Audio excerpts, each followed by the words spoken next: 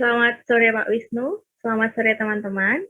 Kami dari kelompok Luang Penyalur Emosi yang mendapatkan platform YouTube sebagai media pemasarannya atau sebagai media promosinya. Nah, kami di sini akan menjelaskan mengenai apa itu YouTube dan bagaimana contoh promosi dalam YouTube. Nah, kami sendiri terdiri dari 5 orang, yaitu saya sendiri Elisna Pracika, Birkita Hanin, Mas Sugianur, Darul Nurjana, dan juga Syifa Sonia. Nah, YouTube sendiri ini merupakan media massa berbasis web video sharing yang memfasilitasi penggunanya untuk berbagi video yang mereka miliki, ataupun hanya sekedar menonton atau menikmati video dari pihak lain. Baik, untuk lebih jelasnya saya akan masuk ke slide berikutnya. Baik, apa sih yang hebat dari video? Nah, get what's so great about video. Yang pertama ini video adalah bentuk konten yang tumbuh paling cepat di internet dan video ini adalah jenis konten yang paling viral. Nah, seperti kita ketahui bersama bahwa video ini lebih cepat menarik perhatian seseorang dibandingkan dengan kata-kata ataupun hanya sekedar tulisan. Jadi ada visualisasi yang dapat menarik konsumen atau seseorang, maka video itu cepat viralnya dibandingkan dengan teks. Kemudian yang kedua, video ini menyatukan dua fitur utama yang hampir tidak ada di tempat lain atau di media sosial lain, yang meliputi kemampuan untuk memanfaatkan emosi dan peningkatan kemungkinan berbagi sosial. Nah, maksudnya di sini adalah kemampuan untuk memanfaatkan emosi untuk membujuk calon pelanggan agar menyukai merek kita dan juga membeli barang-barang yang kita tawarkan lewat video.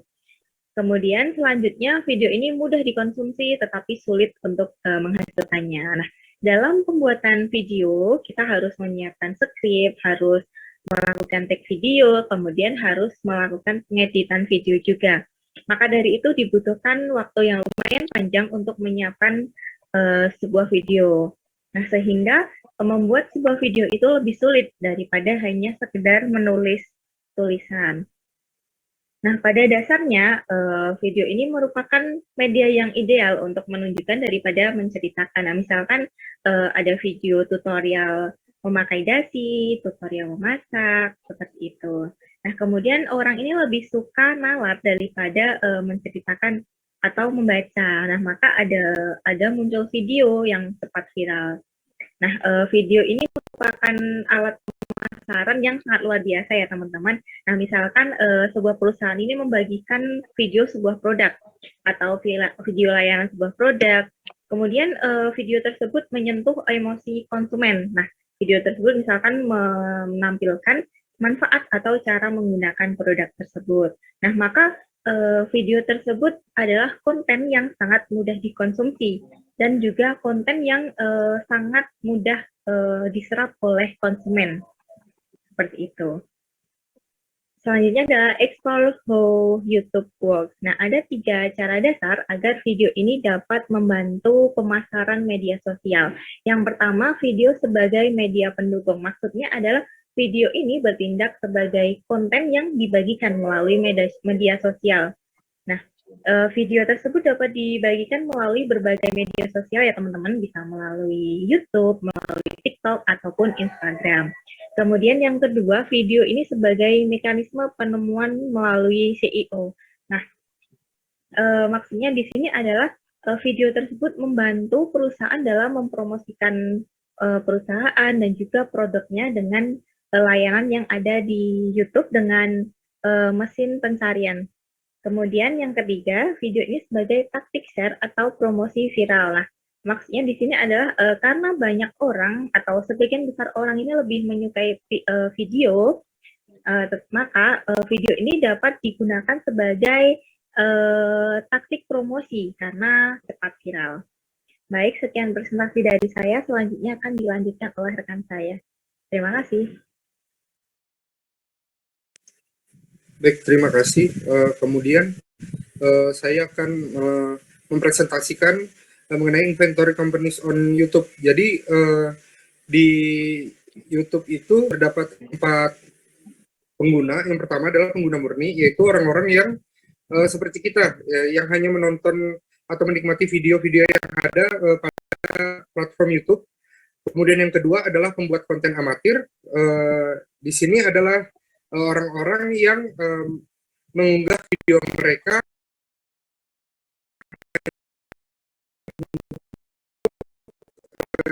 dijadikan konsumsi pribadi atau bisa dikatakan untuk YouTube sebagai galeri pribadi mereka. Kemudian yang ketiga, pembuat konten atau influencer profesional, yaitu individu yang benar-benar memanfaatkan YouTube sebagai mata pencaharian mereka. Seperti misalnya Atta Halilintar atau Ria Ricis. Kemudian yang keempat adalah merek. Jadi perusahaan menggunakan YouTube dengan tujuan agar merek yang mereka tampilkan atau mereka tayangkan itu dapat dikenal oleh masyarakat, merek atau brand mereka itu laris di pasaran. Terima kasih, akan dilanjutkan oleh rekan saya.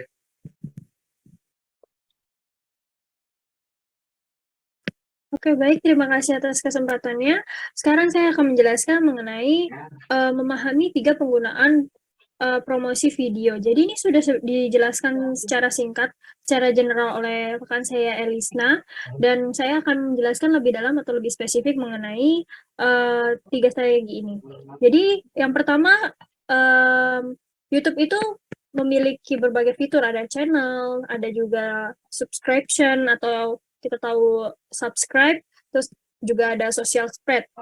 Kemudian si YouTube ini itu aktivitas yang paling besar atau paling banyak kita tahu itu secara langsung dari video itu sendiri. Nah, oleh karena itu, kita penting untuk mengetahui dan memahami dari 3 penggunaan promosi video ini. Yang pertama, penggunaan YouTube-nya itu untuk penggunaan video yang mendukung. Nah, seperti yang sudah dipaparkan oleh sebelumnya, bahwa konsumen itu cenderung lebih menyukai sesuatu yang visual atau melihat video dibandingkan harus melihat atau membaca teks atau tulisan. Nah, mereka menyukai video karena video itu dapat menyampaikan banyak informasi yang cepat, mudah, dan videonya itu menyampaikan konten-konten yang emosional. Seperti contoh dari video yang mendukung itu, video dari Farrar dan Levis, dan juga dari Walk Up Low. Nah, jadi dapat dikatakan bahwa video yang mendukung itu adalah video yang dapat menjelaskan apa yang ditawarkan oleh perusahaan dengan menggunakan format video yang ramah dikomunikasikan. Artinya, video tersebut itu mudah untuk dipahami oleh penontonnya dan dapat mudah membangun kepercayaan secara emosional dan condong menampilkan lebih menampilkan daripada menceritakan, atau si video ini lebih banyak menjelaskan secara visual daripada memberikan teks atau tulisan. Kemudian yang kedua, penggunaan YouTube untuk penemuan pencarian atau penggunaan video atau SEO atau Search Engine Optimizing. Nah, penggunaan search engine ini kita ketahui bahwa YouTube itu merupakan mesin pencarian nomor 2 terbesar setelah Google. Nah, salah satu penggunaan yang paling sering atau terkenal dari YouTube itu adalah mesin pencarian kata kunci cara. Nah, kita itu cukup membuka YouTube, kemudian kita mengetik kata kunci cara, dan kita bisa melihat daftar pencarian YouTube atau video atau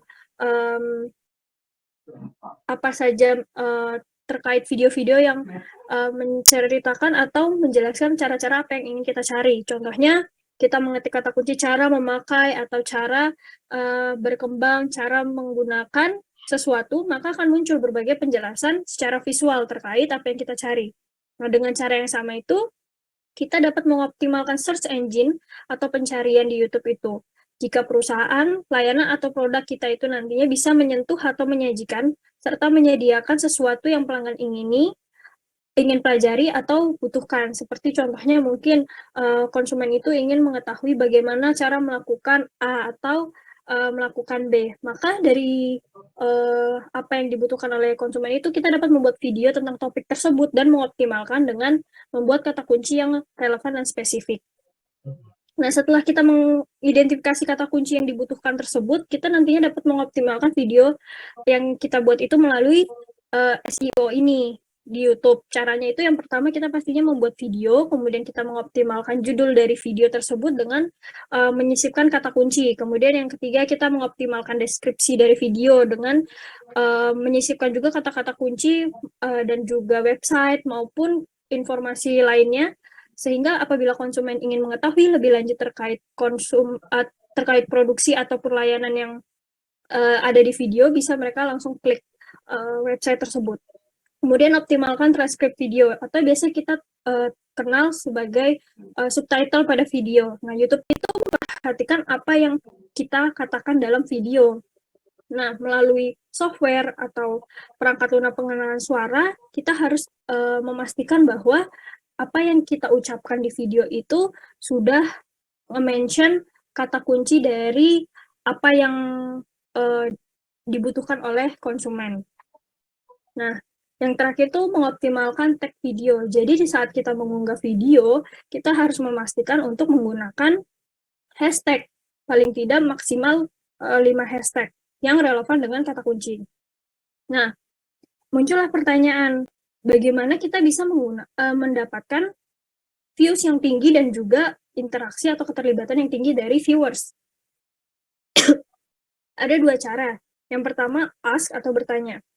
Pada video kita dapat meminta konsumen atau viewers kita itu untuk berlangganan atau subscribe channel kita, atau like, atau share video kita, bahkan kita bisa minta mereka untuk komen dari video kita. Kemudian yang kedua ada cards and end screens. Itu di akhir video kita mencantumkan link atau pop-up yang nantinya bisa terhubung ke website kita atau merekomendasikan video kita yang lainnya atau playlist, dan juga bisa juga memberikan pilihan pop-up kepada viewers untuk subscribe channel kita.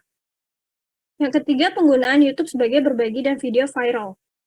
Video itu salah satu konten yang paling banyak dibagikan di media sosial. Nah, kita semua sudah melihat berbagai macam video yang menarik, mungkin ada di Facebook, di Instagram, di Twitter, dan mungkin yang paling viral saat ini di TikTok. Nah, video itu sangat mudah untuk dibagikan. Kenapa? Karena sebagian besar video itu dapat menyampaikan konten emosional dengan cara yang lebih mudah daripada menampilkan teks ataupun gambar saja. Nah, kemudian muncul pertanyaan bagaimana untuk memviralkannya. Nah, sebuah video itu harus dibagikan sedemikian sering dan sedemikian banyak dari satu orang ke orang lain dan dibagikan lagi ke orang lainnya lagi. Kemudian video yang viral itu harus memiliki daya tarik emosional yang kuat, dan untuk memulainya biasanya harus memiliki promosi yang agresif, seperti di video tersebut disisipkan iklan. Nah, video juga dapat berisi konten-konten yang humor atau sesuatu yang sedih atau menakutkan ataupun yang edukatif. Nah, contohnya ada suatu video yang viral dengan hashtag judul Like a Girl. Nah, itu adalah video viral yang memiliki motif pemasaran yang tersembunyi. Next.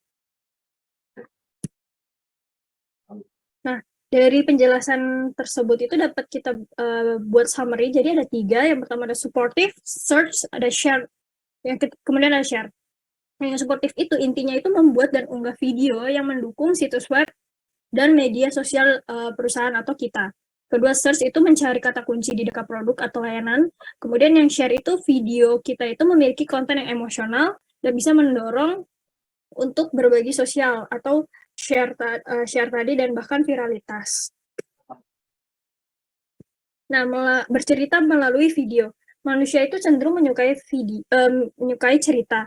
Nah, video baik di YouTube, Facebook, Instagram, atau mungkin di TikTok, itu adalah media yang paling ideal atau paling baik untuk bercerita atau membagikan cerita.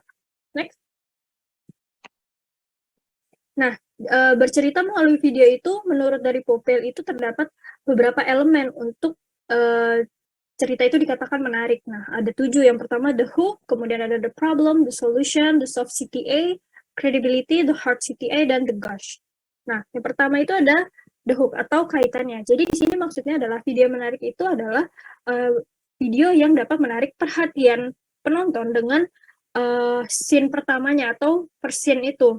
Menarik pendengaran dan juga visual atau telinga dan mata penonton. Kemudian yang kedua ada the problem atau masalah. Jadi video yang menarik itu apabila video tersebut itu memiliki atau memaparkan pernyataan tentang adanya suatu masalah. Misalnya, contohnya di video itu menyatakan bahwa ada seseorang yang sulit atau tidak bisa make up, sehingga orang yang nggak bisa make up itu merupakan suatu permasalahan. Kemudian muncullah elemen ketiga yaitu the solution, di mana kita sebagai perusahaan itu muncul menawarkan produk dan layanan sebagai solusi dari pemecahan masalah yang ada. Lalu masuk ke elemen CTA, the soft CTA atau call to action yang soft itu di mana dari solusi yang ada dari produk yang sudah ditawarkan secara implisit bahkan mungkin eksplisit kita mulai melakukan persuasi untuk membeli barang atau menggunakan barang atau layanan dari yang ada di video itu. Kemudian muncul kredibilitas yang menjelaskan bagaimana apa sih hebatnya dari produk atau layanan yang kita tawarkan dan mengapa konsumen itu harus percaya dan menggunakan produk atau layanan yang sudah ditawarkan di video. Kemudian muncul nanti setelah dari kredibilitas muncullah CTA yang hard atau yang keras itu di mana di video itu kita mulai mendorong atau memotivasi lebih konsumen untuk membeli menggunakan dengan cara melakukan promosi. Contohnya seperti mengatakan bahwa promosi ini hanya berlaku 24 jam atau tinggal sisa 15 menit lagi. Setelah itu harga normal dan sebagainya. Sehingga muncullah motivasi yang lebih keras dari konsumen untuk membeli atau menggunakan atau mengklik website kita. Kemudian yang terakhir itu ada The Gush, itu adalah konsep yang diciptakan oleh YouTuber bernama Daryl. Jadi di situ konsepnya memberikan kesan terakhir kepada penonton yang biasanya kesannya itu kesan-kesan yang lucu setelah mengajak penonton itu untuk CTA hard tadi itu, sehingga nanti di video itu dapat menciptakan dan mempertahankan pesan yang disampaikan di video itu di benak penonton. Dan hal tersebut ini juga berlaku, elemen-elemen ini berlaku juga pada fitur Go Live di YouTube. Sekian penjelasan dari saya, selanjutnya akan dilanjutkan oleh rekan saya. Terima kasih. Terima kasih untuk kesempatannya. Baik, saya lanjutkan untuk tema kali ini, yaitu adalah beriklan di YouTube. Jadi YouTube itu menawarkan opsi periklanan yang andal. Jadi kita dapat memanfaatkan opsi ini untuk memperluas jangkauan video promosi kita. Kemudian di YouTube terdapat jenis-jenis iklan yang dapat kita gunakan. Yang pertama adalah iklan sela. Jadi iklan sela ini yang biasanya muncul di saat kita sedang menonton YouTube. Jadi munculnya di awal atau di tengah, seperti itu. Kemudian iklan in-stream. Iklan in-stream ini adalah iklan yang muncul sebagai atau juga dapat disebut sebagai iklan through view. Yang berarti kita itu membayar ke YouTube apabila ada audiens yang mengklik atau menonton iklan kita dengan durasi lebih dari 30 detik atau setengah dari durasi iklan yang kita upload di YouTube. Tergantung mana yang lebih rendah.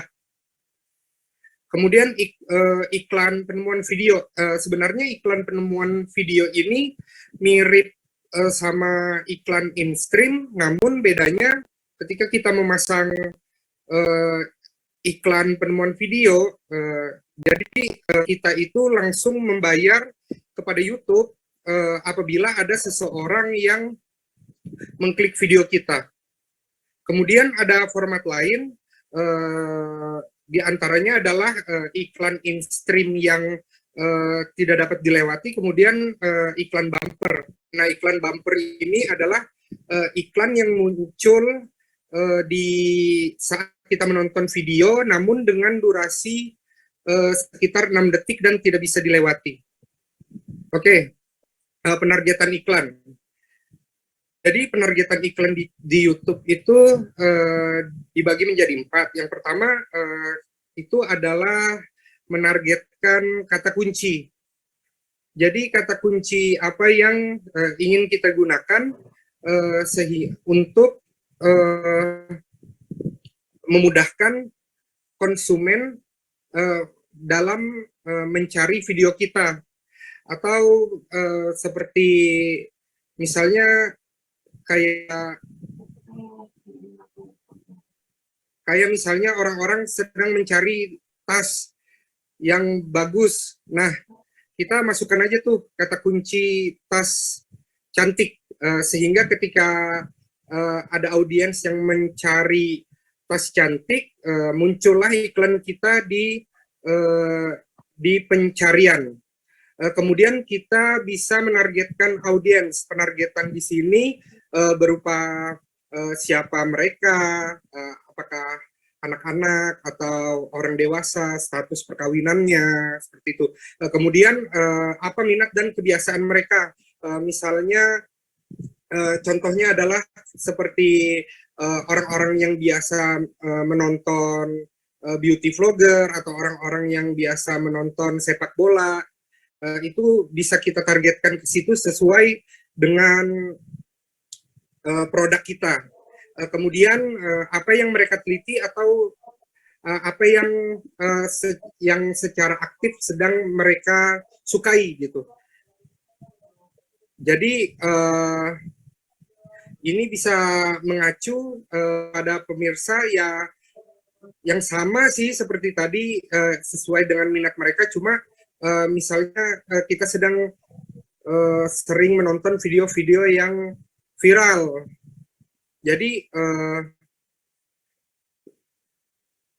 sedang menonton video-video yang viral itu, jadi orang-orang itu bisa menemukan video iklan kita di video yang sedang viral.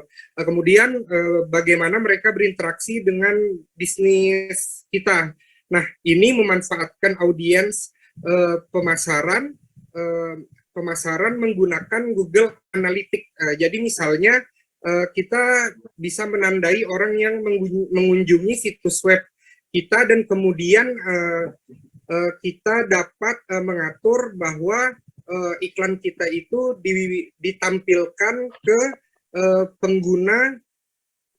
pengguna yang sering mengunjungi situs pribadi kita. Seperti itu.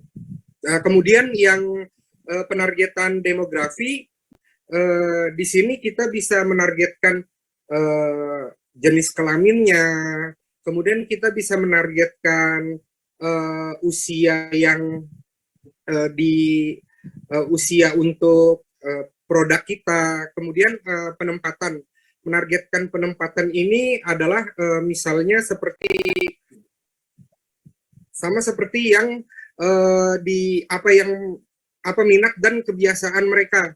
Jadi di sini penempatan ini misalnya kita menjual barang berupa sepatu gitu. Nah, jadi kita bisa menempatkan iklan kita ini pada channel-channel yang memang khusus mereview sepatu. Seperti itu. Terima kasih atas waktunya. Kemudian presentasi ini dilanjutkan oleh rekan saya.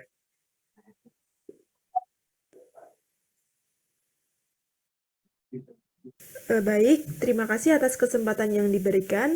Saya akan menjelaskan 3 perbedaan besar antara YouTube dan platform penawaran lain. Seperti yang sudah teman saya jelaskan sebelumnya, bahwa hanya YouTube yang memiliki video yang benar-benar merespon permintaan pencarian proaktif yang dilakukan oleh pengguna. Jadi contohnya itu seperti ketika kita melakukan pencarian di YouTube, misalkan bagaimana cara meningkatkan penjualan di masa pandemi COVID. Nah, kemudian secara aktif YouTube ini akan menampilkan beberapa video sesuai dengan apa yang kita ketikkan di pencarian tersebut. Yang kedua adalah YouTube ini memiliki format penyimpanan yang mudah digunakan, sehingga kita dapat memiliki saluran sebagai tempat untuk menyimpan video kita secara permanen.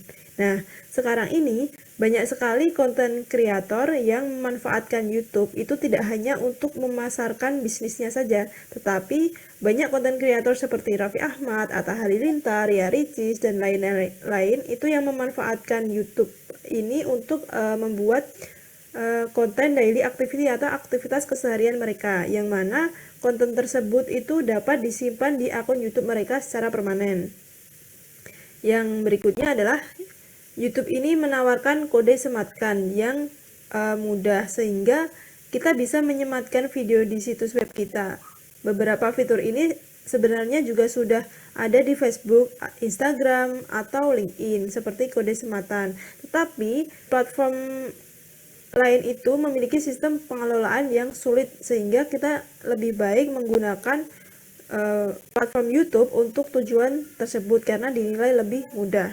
Selanjutnya saya akan menjelaskan perbedaan video pada beberapa platform. Yang pertama adalah video Facebook. Nah, ketika kita bertanya bagaimana sih agar pemasaran yang kita lakukan di Facebook ini bisa sukses, ada dua cara. Yang pertama, menggunakan video yang mendukung. Mendukung di sini artinya bahwa video yang kita unggah di Facebook itu merupakan video asli dalam algoritma Facebook. Facebook ini lebih menyukai video asli dibandingkan dengan video non asli yang dihosting di YouTube.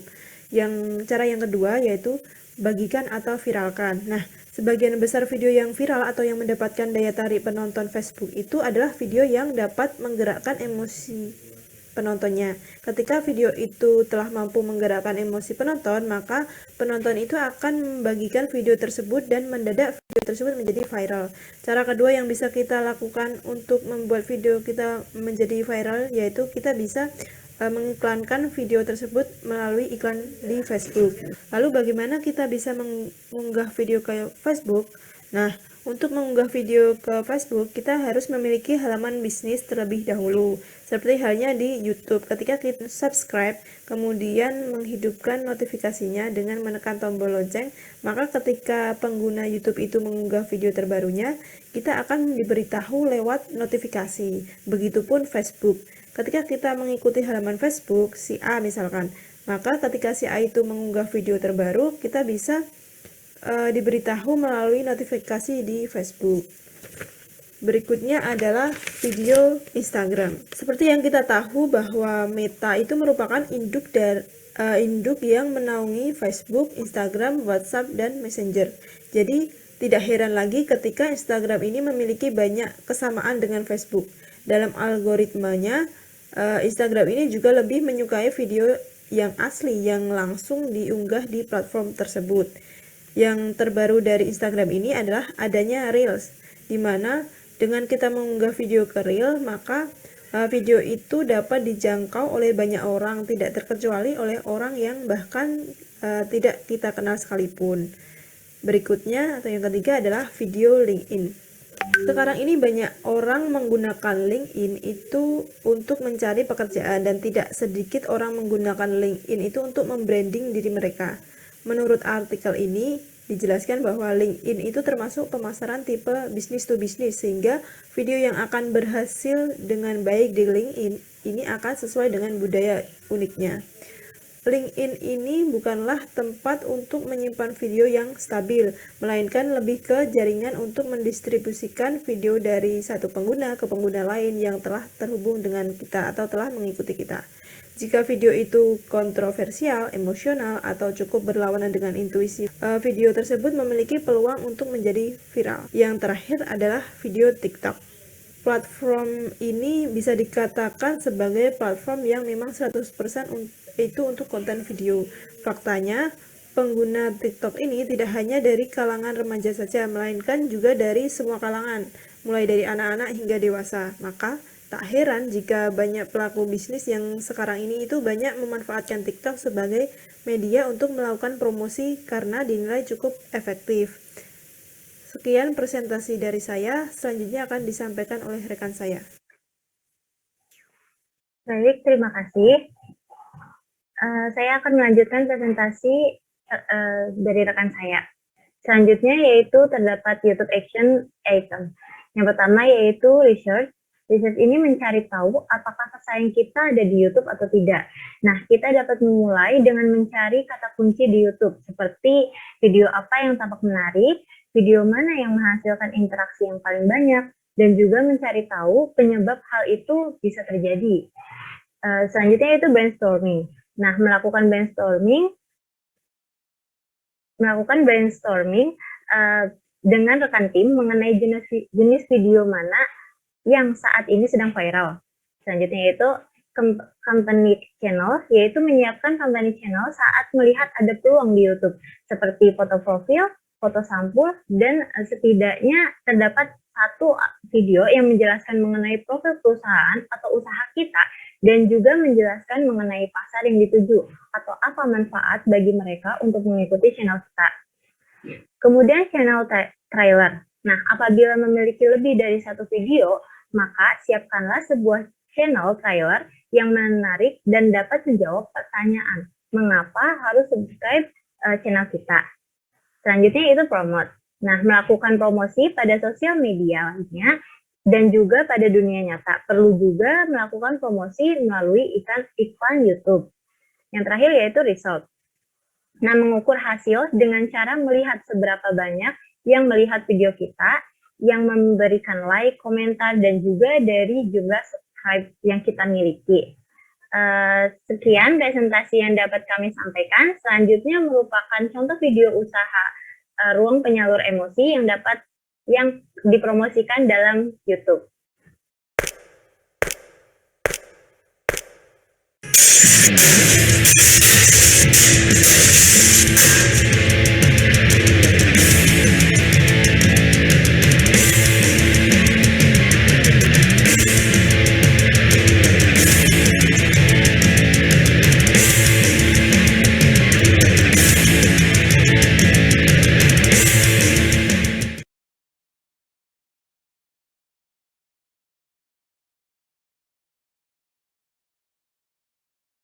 Pindah ke HP 4G cuma sejutaan.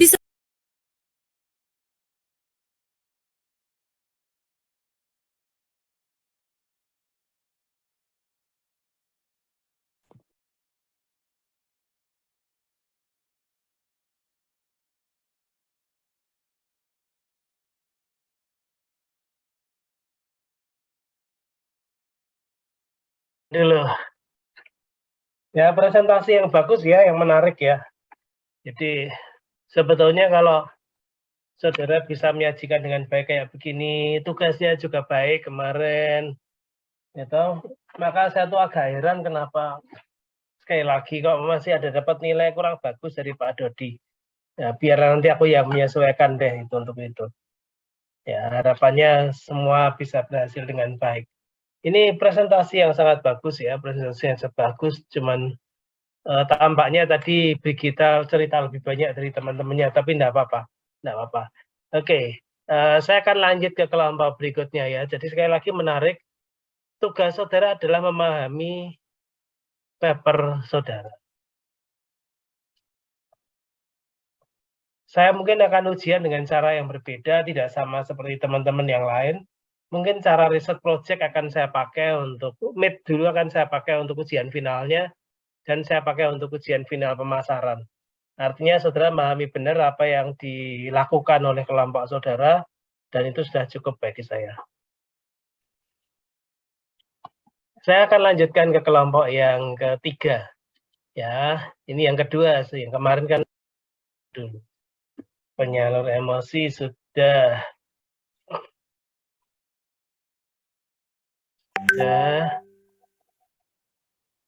Minyak sudah, penyalur emosi sudah.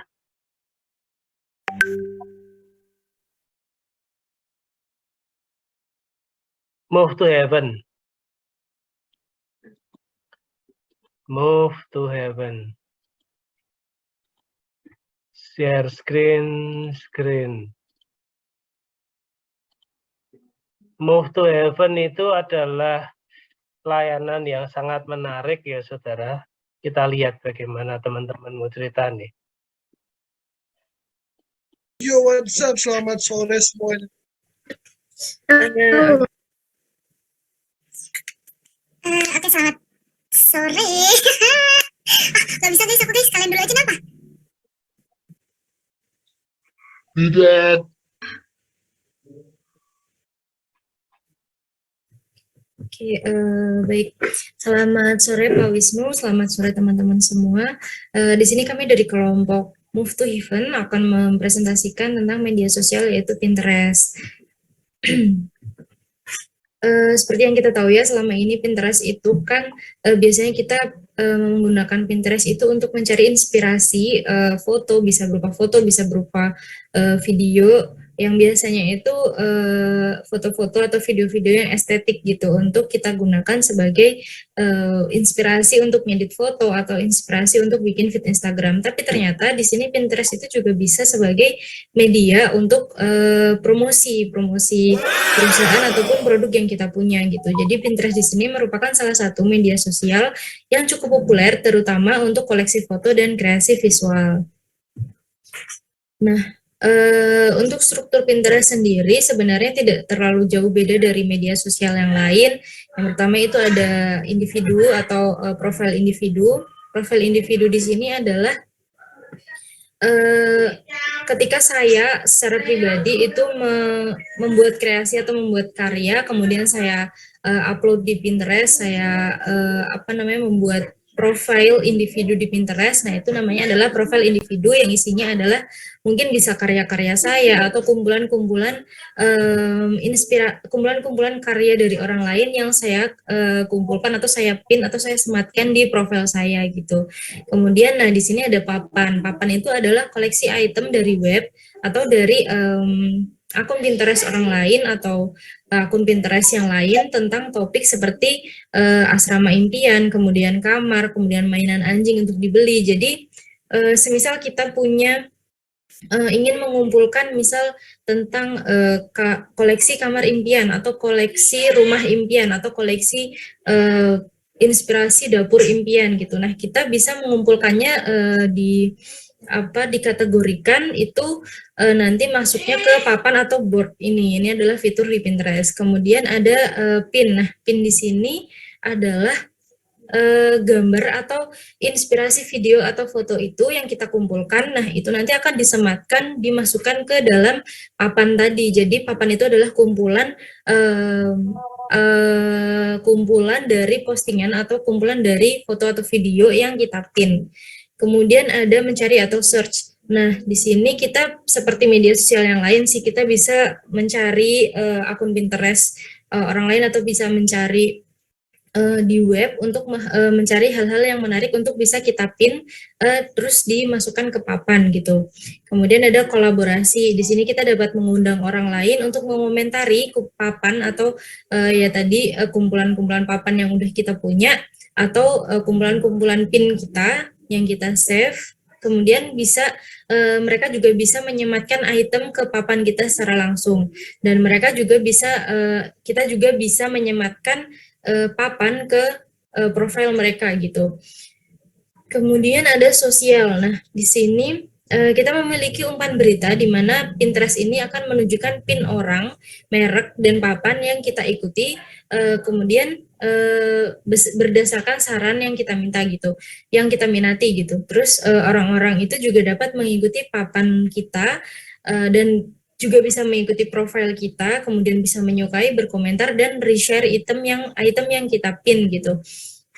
Jadi nanti item-item yang kita pin atau papan kita itu bisa dilihat oleh orang lain, kemudian mereka bisa mengomentari, bisa mereshare ke orang lain. Nah, jadi dari situ kita bisa menggunakannya sebagai media iklan. Jadi ketika semakin banyak orang melihat papan kita, apa yang kita simpan, apa yang kita kreasikan, nanti mereka akan ketika papan kita itu menarik dan bagus, mereka akan bisa komentar dan juga reshare, yang mana itu nanti juga bisa dilihat oleh orang lain lagi yang mengikuti mereka gitu. Kemudian untuk cara kerja, sebenarnya di Pinterest itu ya hampir sama seperti media sosial lainnya. Cara kerjanya itu di Pinterest itu kita dapat mengikuti orang atau merek lain atau hanya papan, dan ketika orang atau merek atau papan itu memiliki pin baru itu muncul di umpan berita mereka.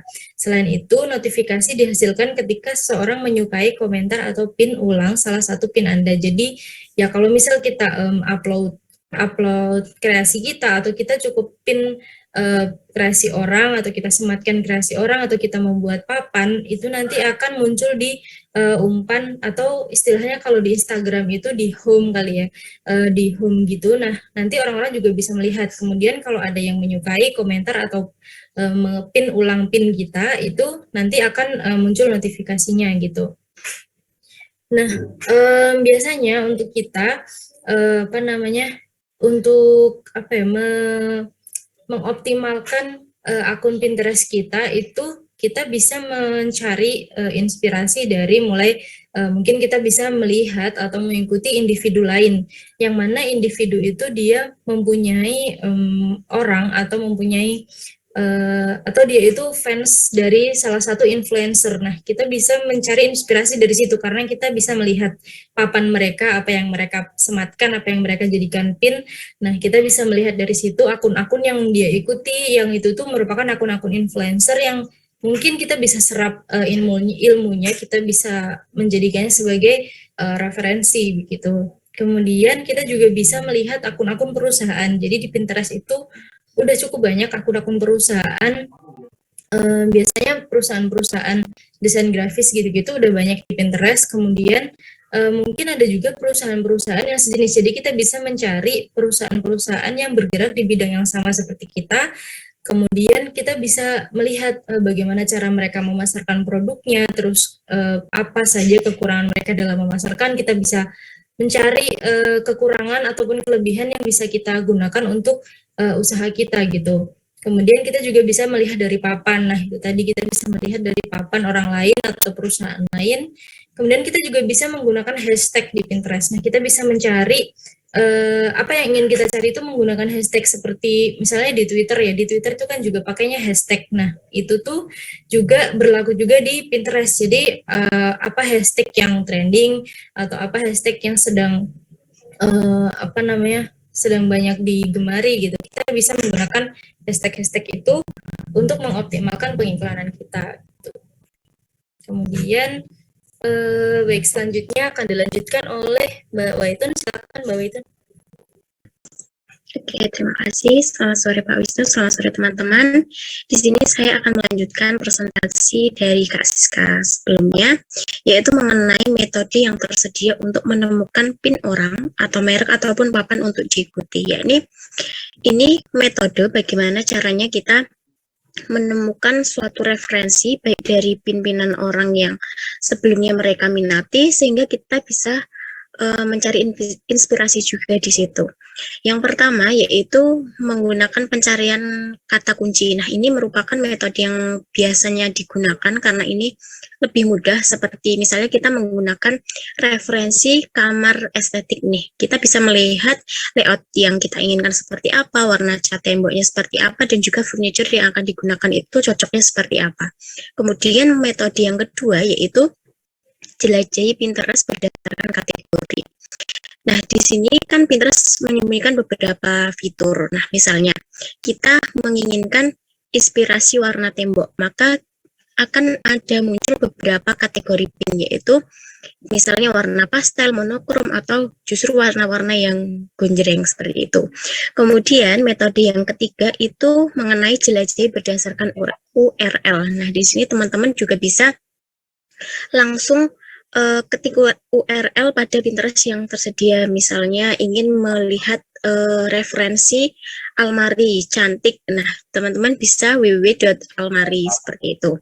Kemudian metode yang terakhir yaitu ada gunakan Google. Nah, biasanya selain ada aplikasi sendiri di Pinterest, Pinterest itu juga menyediakan websitenya, yaitu teman-teman bisa langsung mengklik di Google itu sendiri, maka nanti akan muncul login di Pinterest, yaitu melalui situs pinterest.com. Nah, di sini juga teman-teman bisa langsung mencari keywordnya apa yang ingin dicari. Next. Nah, selanjutnya yaitu apakah Pinterest ini bernilai untuk pemasaran? Yang pertama, itu perlu memahami cara menemukan perusahaan di Pinterest. Seperti yang sebelumnya saya sampaikan, itu kan ada beberapa metode. Nah, nanti teman-teman juga akan mendapatkan beberapa referensi PIN ataupun juga perusahaan yang sekiranya sesuai dengan kategori yang kita inginkan. Kemudian yang kedua itu membuat daftar perusahaan dan papan untuk diikuti di Pinterest dan ikuti mereka dengan profil pribadi. Nah, setelah kita mencari beberapa keyword yang ternyata muncul sesuai dengan apa yang kita inginkan, kita butuhkan, maka di situ kita bisa melihat, oh ternyata ada satu perusahaan ini yang sesuai dengan apa yang saya inginkan. Mungkin saya bisa melihat di perusahaan tersebut dan saya perlu mengikuti agar semua yang di-share di perusahaan tersebut bisa saya ketahui. Kemudian yang ketiga yaitu Anda perlu tahu cara menentukan apa yang dilakukan pelanggan Pinterest. Nah, biasanya teman-teman itu bisa melihat apa yang viral sebelumnya seperti yang dijelaskan Kak Siska, maka teman-teman bisa melihat video yang viral itu seperti apa. Tentunya ini menjadi strategi yang bagus untuk pemasaran. Mungkin itu yang dapat saya sampaikan. Selanjutnya akan dilanjutkan oleh teman saya. Terima kasih. Selamat sore, Pak Wisnu. Selanjutnya saya akan melanjutkan presentasi dari rekan saya mengenai brainstorm dan eksekusi strategi pinning.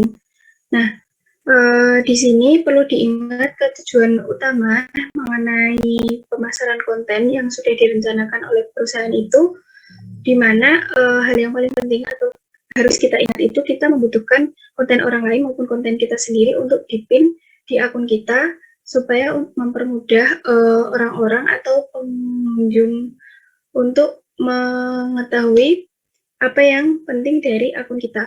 Nah, di sini ada beberapa hal yang harus dipin. Itu yang pertama mengenai foto dan gambar. Nah, Pinterest ini merupakan sosial media yang sangat visual. Jadi, kita harus mengidentifikasi secara sistematis apa saja foto atau gambar yang sesuai dengan merek yang kita jual, dan juga kita harus mempengaruhi orang-orang untuk menyukai, berkomentar, dan juga membagikan foto atau video yang kita upload di akun kita. Nah, yang kedua yaitu ada video.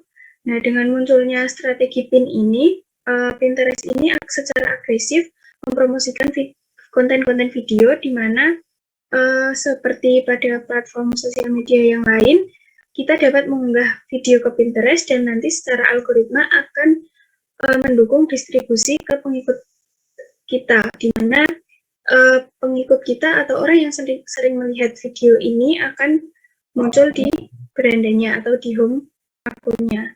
Nah, yang selanjutnya yaitu mengenai posting blog dan juga ringkasan konten.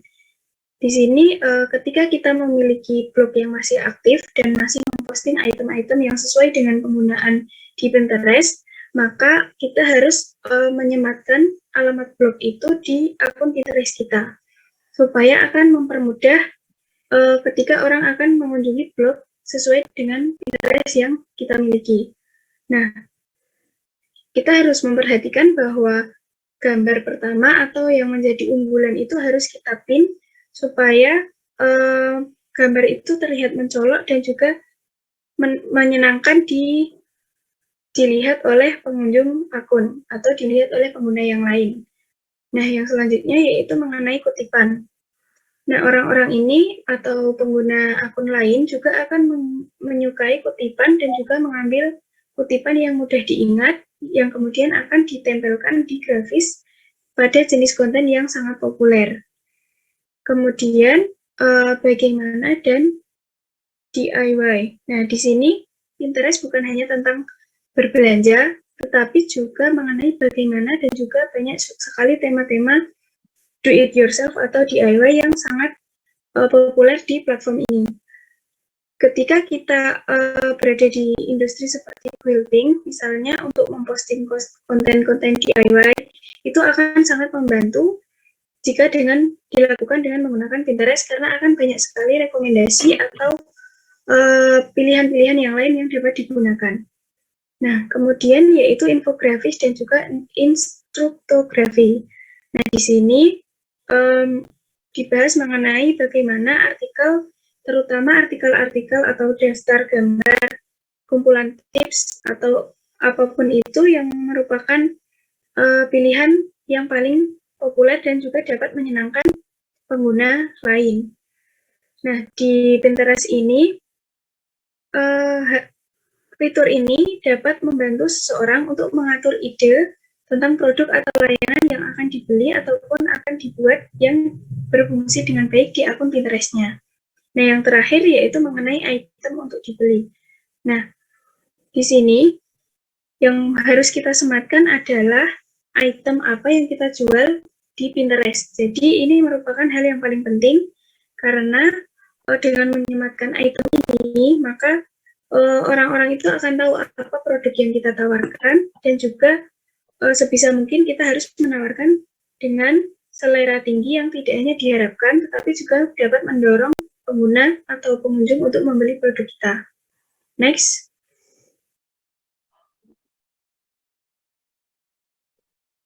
Nah, selanjutnya yaitu mengenai promosi pada Pinterest atau di halaman Pinterest. Nah, setelah mengatur akun bisnis pada Pinterest dan juga mulai mengisi papan dan pin secara teratur, maka sekarang yaitu saatnya untuk mengirim undangan atau mempromosikan diri. Nah, di sini hal yang harus kita lakukan adalah membuat papan itu bermanfaat, menyenangkan, dan menarik untuk pengguna web. Perlu diingat bahwa media sosial itu adalah pesta, sehingga saat kita mempromosikan halaman Pinterest kita harus selalu mementingkan keuntungan pengguna lain dan juga memikirkan apa yang akan mereka dapatkan dengan mengikuti halaman Pinterest perusahaan.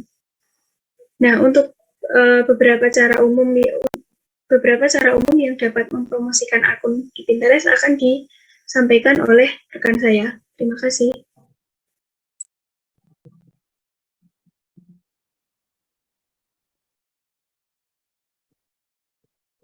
Ya, selamat sore Pak Wisnu dan teman-teman. Berikut ini daftar periksa atau item tindakan dari Pinterest. Yang pertama itu untuk meneliti apakah pelanggan dan pesaing yang berada di sekitar kita memiliki akun di Pinterest. Kemudian yang kedua, memastikan bahwa terdapat perbedaan antara akun individu, bisnis, pin, papan, dan tagar. Kemudian dipastikan mampu untuk memahami pencarian dan jelajah Pinterest. Kemudian menyiapkan akun bisnis untuk mewakili kepentingan pelanggan. Yang berikutnya ada melakukan brainstorming strategi konten untuk Pinterest di tingkat papan dan pin. Kemudian untuk promosi selanjutnya bersikap sistematis, rajin untuk menyematkan konten-konten dan interaktif dengan berkomunikasi dengan penggemar untuk berpartisipasi di halaman web perusahaan. Kemudian mengaktifkan pin yang dapat dibeli atau terkoneksi dengan e-commerce. Kemudian dapat mempromosikan Pinterest atau konten yang ada di profil kita dengan strategi hashtag dan SEO. Kemudian menggunakan iklan untuk Pinterest jika memiliki anggaran atau dana yang berlebih. Kemudian yang terakhir untuk mengukur hasil Pinterest pada halaman, papan, dan pin untuk mendapatkan interaktivitas dengan pelanggan yang nyata serta melihat aktivitas yang lebih baik dan kesadaran merek di penjual e-commerce. Berikutnya kami akan memaparkan desain dari kelompok kami. Ya, berikut adalah desain dari kelompok kami.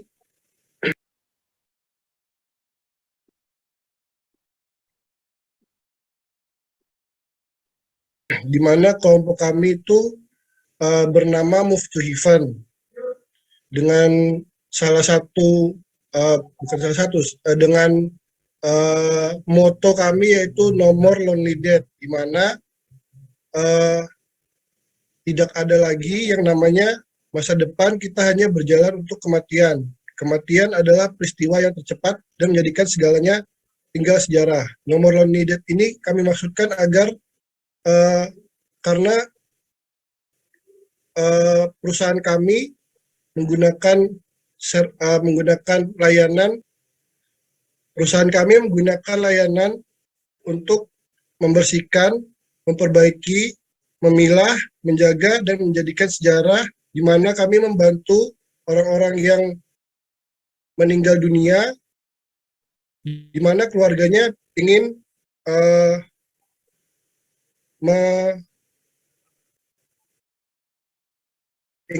menyimpan atau pun menghilangkan barang-barang yang kiranya mereka tidak ingin simpan dari orang yang meninggal tersebut.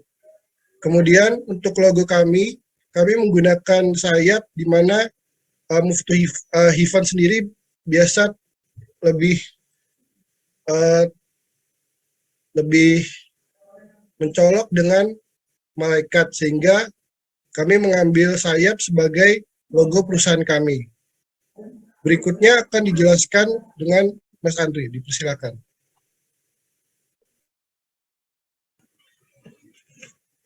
Next slide, Mbak Siska, tolong. Baik, selamat sore Pak Wisnu dan teman-teman. Di sini akan saya menjelaskan presentasi lanjutan, di mana yang di sebelah kiri ini itu tampilan akun Pinterest, di mana terdapat foto background, foto profil, nama akun kita, lalu ID akun dari Pinterest kita, dan deskripsi dari akun Pinterest kita. Lalu yang sebelah kanan ini adalah tampilan postingan atau upload dari konten Pinterest kami. Nah, di sini pada bagian caption atau keterangannya itu juga bisa ditambahkan dengan hashtag yang guna atau cara kerjanya itu kurang lebih sama dengan medsos yang lain seperti Twitter dan Instagram, yaitu pengguna ini bisa mencari postingan Move to Heaven ini melalui pencarian tag yang serupa. Nah, di Pinterest ini kita bisa melakukan penguploadan konten atau pinning konten ini dengan misalkan jenisnya itu bisa dengan video yang durasi minimalnya 4 detik, maksimalnya 15 detik. Lalu kalau kita mengupload sebuah gambar itu minimal ukurannya itu 600 pixel dan tingginya 900 sampai 1200 pixel. Next. Nah, jadi di sini kami sudah mengoptimalkan kinerja akun Pinterest kami. Jadi dari awalnya ini akun Pinterest individual, sekarang sudah menjadi akun bisnis. Nah, untuk mengupgrade akun bisnis seperti yang sudah dijelaskan di awal, itu kita cukup membuka website business.pinterest.com, lalu login akun Pinterest kita. Nah, setelah itu akan muncul jendela atau tampilan seperti gambar-gambar berikut, yaitu nama profil untuk bisnisnya, lalu apakah memiliki situs website atau tidak. Jika memiliki situs website, maka kita bisa menuliskan website bisnis kita. Lalu di sini kita juga bisa memilih negara dan bahasa. Lalu yang seperti yang di gambar paling kanan itu, kita bisa memilih fokus merek. Kita bisa juga next-nya Mbak Siska untuk slide-nya. Nah, di sini kita juga bisa memilih sasaran atau fokus kita dalam memakai akun Pinterest bisnis ini, dan juga memilih jenis bisnis kita. Next.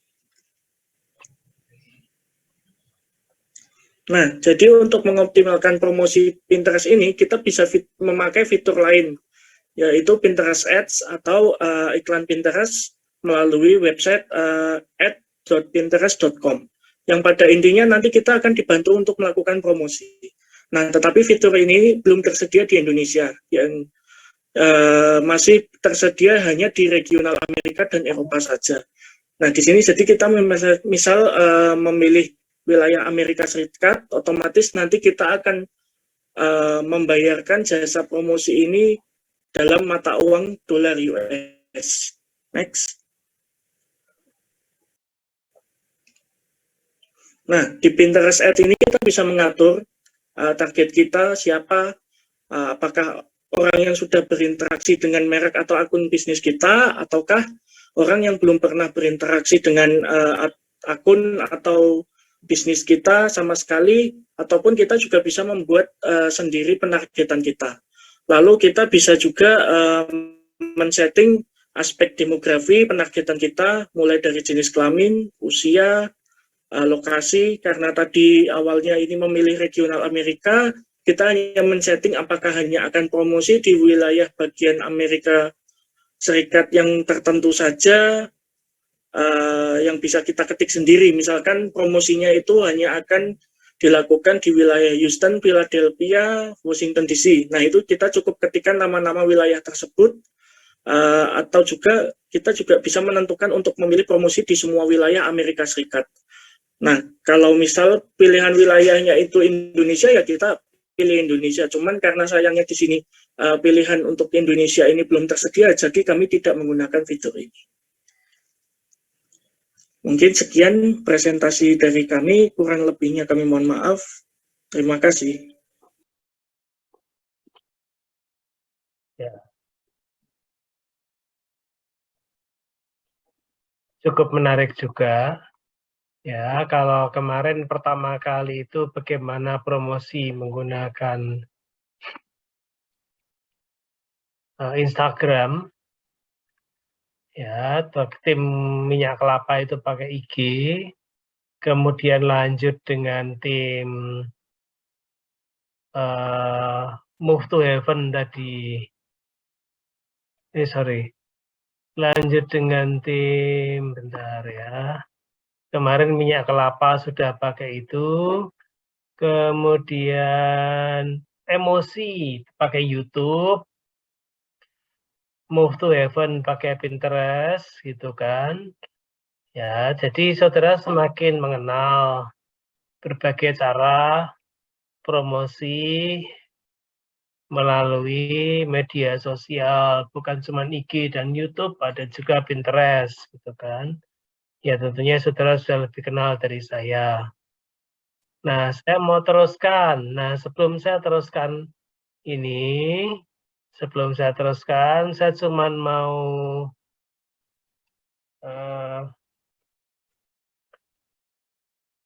menyampaikan tentang artikel yang akan kita bicarakan besok hari Rabu.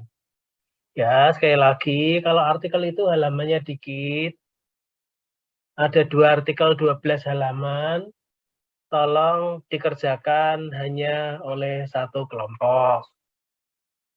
Ya, hanya oleh 1 kelompok.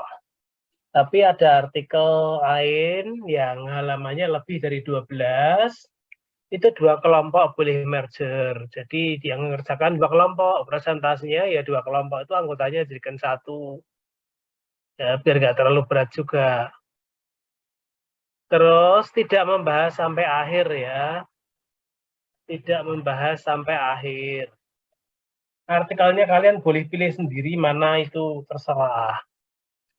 Dari 6 artikel itu memang tidak kita bahas semuanya, tergantung yang saudara pilih saja. Terus ada 1 artikel di situ lengkap. Ada kuesionernya segala. Ya, silahkan kalau mau dipakai untuk ide tesis saudara kalau memang seneng atau pengen tesis di bidang marketing. Oke, saya lanjutkan dulu. You are not alone.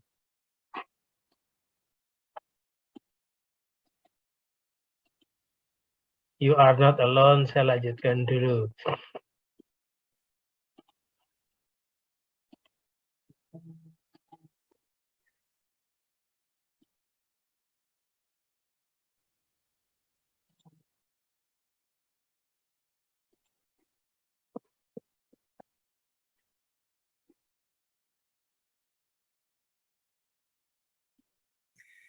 Selamat sore Pak Wisnu, selamat sore teman-teman sekalian. Kami dari kelompok 2 mendapat bagian mempresentasikan materi tentang TikTok. Anggota kami ada Jose Hendry, Eko Prasetyo, Yunik Yudit Gonzaga, Ivan Angesta, dan Mbak Usni. Yang pertama, apa itu TikTok?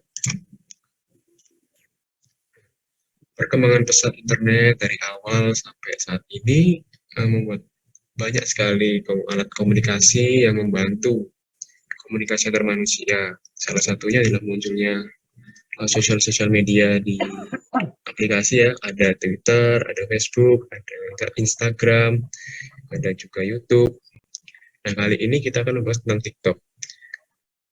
TikTok adalah sebuah jejaring sosial dan platform video musik yang diluncurkan pada September 2016 oleh Sang Yaming. Jadi September 2016 ini TikTok mulai dimunculkan di China. Dan kemudian setelah sukses di China, 1 tahun kemudian dirilis secara global pada September 2017. Dan aplikasi tersebut memperbolehkan para pemakai untuk membuat video, musik pendek mereka sendiri. Jadi kalau sekarang 2022, udah 5 tahun yang lalu TikTok dirilis secara global. Kemudian TikTok adalah platform media sosial paling inovatif sejak Facebook diciptakan. Dan perbedaan postingan dari Twitter, Instagram, dan Facebook memiliki keunikan masing-masing. Misal Twitter lebih mengedepankan tentang teks, berbagi teks satu dengan yang lain. Facebook berbagi pertemanan. Instagram itu menceritakan diri sendiri. Dan jika kita lihat TikTok dan Instagram itu membagikan, kita mendapatkan sajian konten itu dari apa yang kita sukai, dari apa yang kita like, dari apa yang kita subscribe gitu kan. Kalau TikTok itu membagikan konten dari apa yang kira-kira kita suka. Jadi TikTok itu udah merancang kira-kira ini video yang cocok buat kamu. Nah, ini TikTok memberikan video-video tersebut secara random ke kita gitu.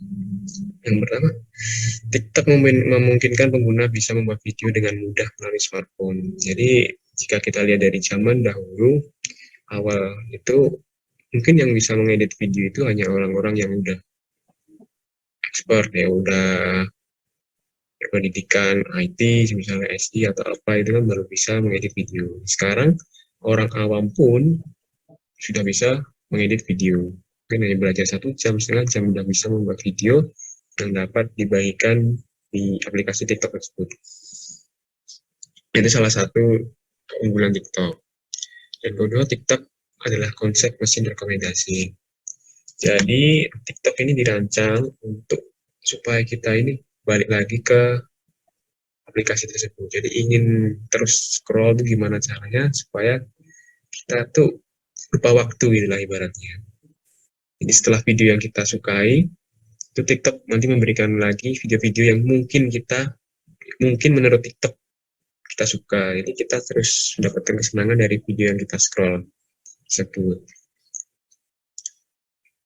Nah, di sini penggunaan aplikasi TikTok di Indonesia itu orang-orang menggunakan TikTok 23 jam, 1 jam per bulan.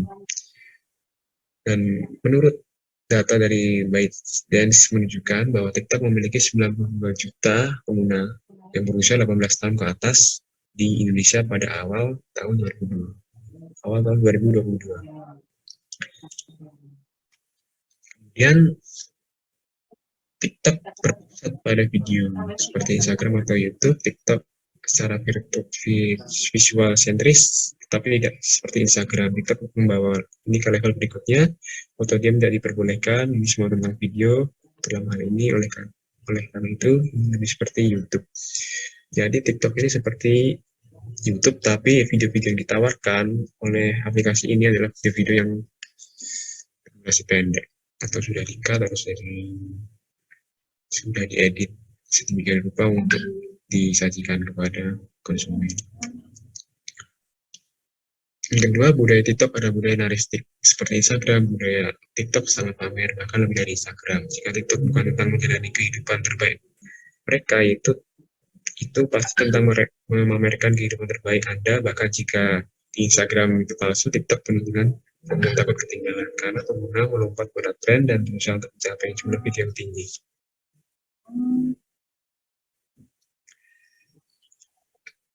Oke. Nah, presentasi selanjutnya akan dilanjutkan oleh teman saya. Terima kasih. Baik, terima kasih Mas Joseph. Saya akan melanjutkan presentasi yaitu tentang search TikTok and identify account to follow. Di mana kita tahu TikTok itu sekarang sudah produk-produk TikTok itu sudah ada di berbagai macam sosial media seperti Instagram, YouTube, kemudian di WA juga sudah masuk. Jadi TikTok nggak jauh berbeda dengan Instagram, YouTube, dan Facebook. Siapapun bisa mengikuti dan atau ngikutin atau mengfollow sebuah akun TikTok sama seperti dengan Instagram. Cukup dengan kunjungi aplikasi dan klik mengikuti. Beberapa fitur tidak berfungsi di desktop, tetapi ini sangat berfungsi di layar aplikasi seluler. Cukup dengan buka akun dan klik mengikuti. TikTok ini kalau dilihat ini ya lebih cocok digunakan untuk di smartphone. Nah, jadi navigasi di smartphone dengan di desktop itu jauh berbeda gitu. Mengklik akun pengikut manapun dan melihat beberapa banyak orang yang mereka ikuti dan berapa banyak orang yang mereka ikuti ada di metrik dalam sebuah akun TikTok. Oke, next. Nah, ini salah satu contoh tampilannya yang saya jelaskan tadi. Next, mungkin. Nah, di sini bagaimana TikTok menemukan pesaing dan merek untuk ditiru. Setelah Anda membuat daftar pesaing dan perusahaan untuk meniru TikTok dan mulailah mengikuti mereka. Ingatlah TikTok berpusat pada algoritma, jadi semakin banyak video Anda yang dilihat oleh pengguna TikTok lain, maka video Anda yang Anda gunakan di TikTok, yang Anda tampilkan di TikTok atau Anda share di TikTok itu akan menjadi sebuah tren yang bisa dilihat oleh pengguna TikTok secara global. Sebenarnya Anda tidak selalu akan melihat konten akun yang Anda ikuti, karena TikTok juga menyediakan berbagai konten-konten menarik, dan itu bukan hanya yang Anda ikuti, yang seperti yang dijelaskan Mas Joseph sebelumnya tadi, itu kita dibuat lupa seolah-olah kita scroll terus sampai kita lupa waktu. Kemudian bagaimana mencari kata kunci? Anda juga ingin mencari berdasarkan kata kunci atau terima untuk menemukan pembuat, merek, ataupun topik yang sedang tren atau tagar. Jadi budaya-budaya itu bisa diciptakan, budaya-budaya baru di TikTok itu bisa diciptakan, misalnya challenge atau apapun itu yang berbentuk dengan suatu tren yang bisa diikuti oleh banyak orang melalui tagar, kemudian bentuk konten tersebut seperti apa, tema, kemudian diksi kata yang mudah dicari. Oke, next.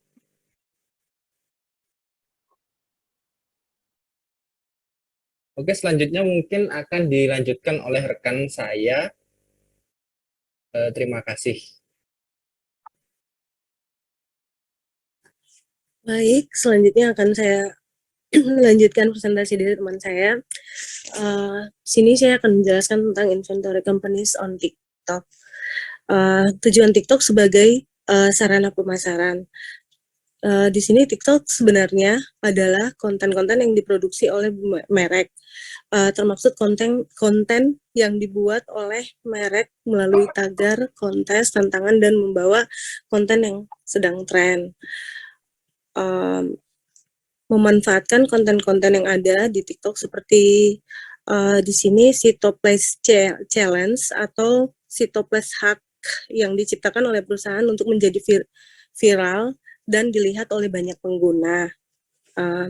Si Tople di sini adalah merek yang cerdas dan memupuk lingkungan yang ramah pengguna di platform, dan Anda juga bisa kita juga bisa seperti yang dilakukan oleh si Tople yang ingin diikuti pada konten yang ada di TikTok. Di dalam saluran yang beda di TikTok, kita dapat melihat tayangan video yang memiliki jumlah penayang yang tinggi, yang disebut dengan FYP atau For You page, seperti Sitope dan Build ya. The Science Guy dengan 303,9 ribu penayangan. Nah, di sini ada contohnya selanjutnya, mohon maaf.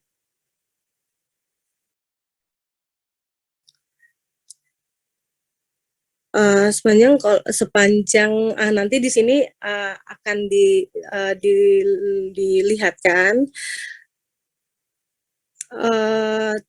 Sitople ini memiliki 71,1 ribu yang menyukai dan 933 komentar dan 706 yang dibagikan kontennya. Di sini kalian bisa melihat atau menonton di sini saat Anda mengerjakan sebuah merek, perhatikan banyak video di saluran mereka dan kategorikan Sitople memiliki banyak video. Di sini seperti influencer atau orang yang terkenal, tantangan atau kontes, konten buatan pengguna yang konyol seperti pengguna yang di sini yang memohon Sitople untuk membuat mereka berikut gratis, sumber hidup, seperti itu. Nah, di sini selanjutnya, seperti yang tadi saya sudah jelaskan, maaf slide selanjutnya, Mas. Nah, di sini yang sudah tadi saya jelaskan, kita bisa melihat beberapa yang menyukai, yang mengkomentar, dan yang dibagikan dari videonya. Baik, selanjutnya akan dijelaskan oleh teman saya. Terima kasih. Oke, terima kasih Mbak Usni. Oke, selanjutnya kita masuk ke explore content opportunities. Yang pertama ada konten. Konten itu apa sih? Kenapa konten itu penting? Jadi konten itu adalah nama permainan dari TikTok itu sendiri. Jadi ketika kontennya punya value, punya bobot, semakin unik kontennya, semakin menyenangkan untuk dilihat, akan semakin lancar juga ke depannya orang yang membawakan konten tersebut. Jadi kalau bikin konten, sebaiknya kalau bagus-bagus sekalian, kalau jelek-jelek sekalian. Dihujat-hujat sekalian, disukai sekalian. Kenapa? Karena orang itu sekarang nggak suka yang setengah-setengah aja. Gimana caranya kita cari tahu apa yang disukai oleh masyarakat saat ini, apa yang digandrungi masyarakat saat ini, misalkan kebugaran, makanan sehat, something yang berbau-bau diet, itu kan orang-orang sekarang kan sukanya, oh aku pengen glow up gitu, kasih kisi-kisi gimana caranya untuk glow up. Nah, bisa juga kasih tantangan, challenge, kayak misalkan ice bucket challenge, prank, atau joget-joget juga, misalkan sekarang yang baru viral apa. Nah, dari situ bisa dilihat bahwa hal yang viral sangat menentukan kira-kira kelancaran dari pengguna TikTok ini gimana. Oke, next. Nah, kontes di sini ada dua. Yang pertama ada kontes berdasarkan merek, yang biasanya dia punya hadiahnya gede, punya hadiahnya menarik. Biasanya yang membawa kontes ini tuh dari brand-brand ternama. Misalkan giveaway, ayo bantu tap-tap layarnya ya, di tap-tap layarnya. Nah, itulah ya kontes berdasarkan merek.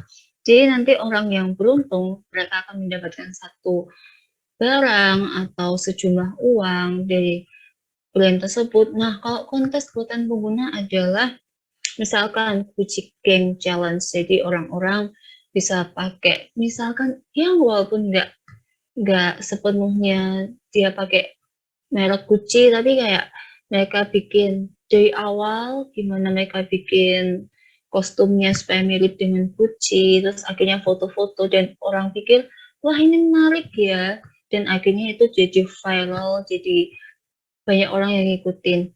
Nah, jangkauan influencer ini juga penting juga. Kenapa? Karena ketika influencer dia mengatakan satu statement dan followernya banyak, maka followernya itu akan mengikuti juga. Misalkan, jadi waktu itu saya pernah lihat di TikTok ya, ada satu influencer yang lumayan terkenal, dia main ke satu tempat permainan, dia menghasilkan sejumlah uang di atas 1 juta, dan dia tidak mendapatkan apa-apa. Akhirnya dia curhatlah ke TikTok, dia akhirnya bercerita bahwa uangnya lenyap begitu saja, akhirnya tempat permainan itu ditutup dan boykot. Ternyata influencer punya kekuatan yang cukup besar juga. Makanya untuk influencer ya, hati-hati dalam sharing sesuatu, dalam men-suggest sesuatu ke orang-orang, karena Anda sangat diperhitungkan oleh follower Anda. Lalu yang selanjutnya, yes. Oke, yang selanjutnya kita masuk ke master technical feature. TikTok memiliki beberapa fitur teknis seperti suka, komentar, hashtag, dan penandaan atau mention yang mirip dengan platform lain, dan mereka telah mencatat bahwa Instagram memiliki kebijakan hanya 1 tautan.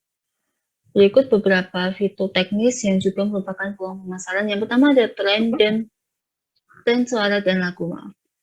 Jadi kalau di TikTok ya, ada misalkan lagu apa, tren suara apa, mereka akan bikin satu video yang kira-kira ini akan viral gitu, ikut-ikutan, dan itu sangat-sangat membantu supaya tren ini naik kan. Terus yang kedua ada duet. Jadi duet itu sistemnya adalah ketika seseorang misalkan membuat video lagu, lalu orang lain akan ikut nyanyi bareng, dijadiin satu videonya, seperti itu. Dan banyak lagi fitur-fitur lainnya. Next. Oke, selanjutnya akan dibagikan oleh teman saya. Terima kasih.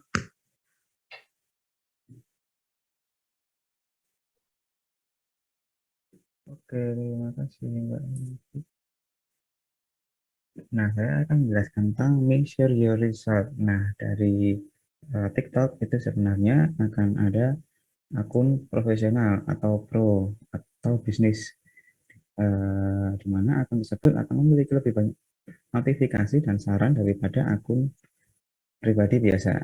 Nah, akun profesional atau pro itu memiliki halaman analitik yang mirip dengan YouTube Studio, di mana itu akan menampilkan profil, tampilan video pengikut, terus video yang sedang populer maupun penayangan daripada video kita menurut geografi.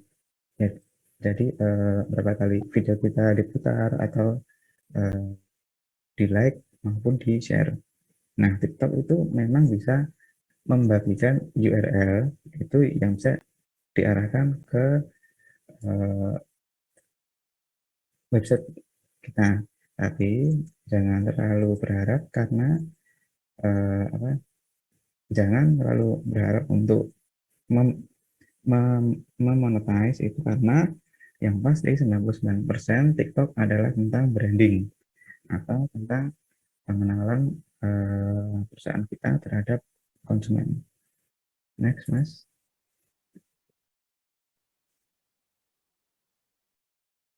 Nah, untuk action kita dalam mempersiapkan TikTok untuk perusahaan kita, itu yang pertama kita harus melakukan yang namanya research atau riset, di mana kita harus cari tahu apakah pelanggan kita atau pesaing kita itu ada di TikTok. Mengapa mereka menggunakan TikTok?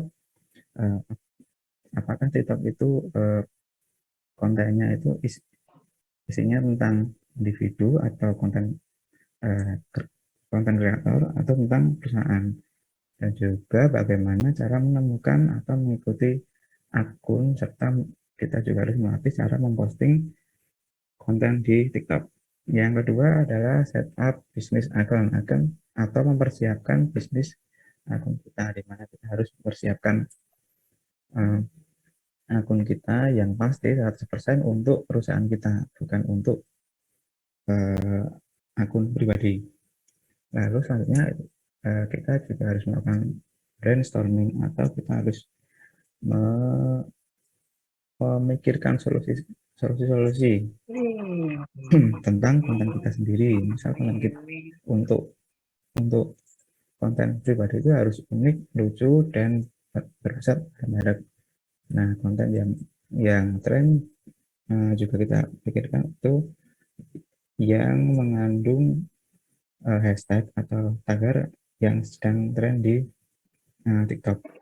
Terus ada konten pengguna lain itu yang berisi kontes seperti tadi, tantangan, tagar merek, atau apapun yang kreatif untuk pengguna.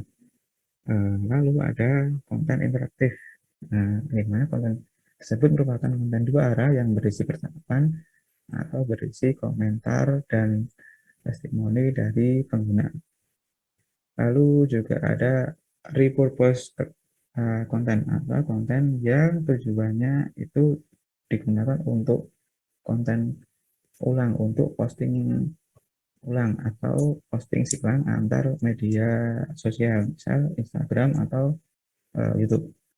Lalu promote your content atau mempromosikan konten kita itu dengan cara membagikan atau memviralkan konten kita kepada pelanggan, biar kita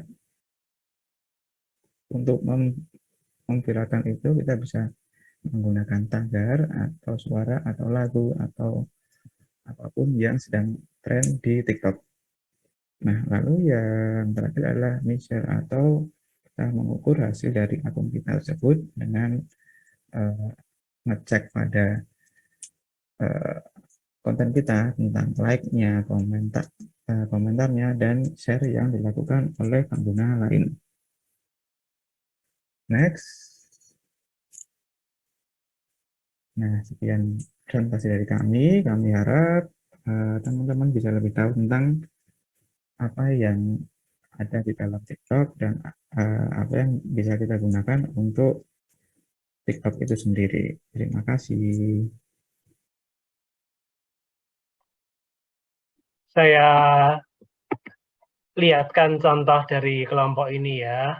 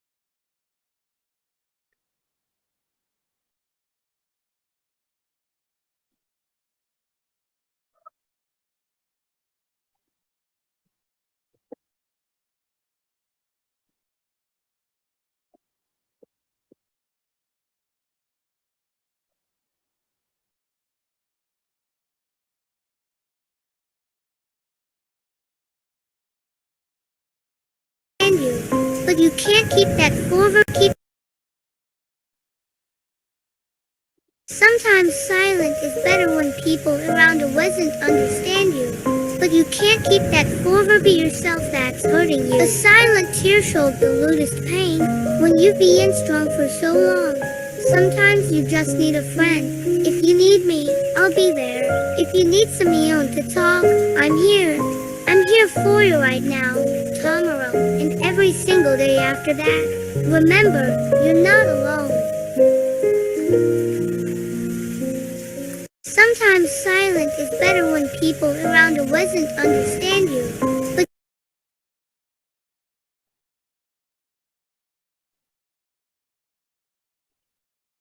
you can't keep that forever be yourself that's hurting you. A silent tear showed the lewdest pain when you've been strong.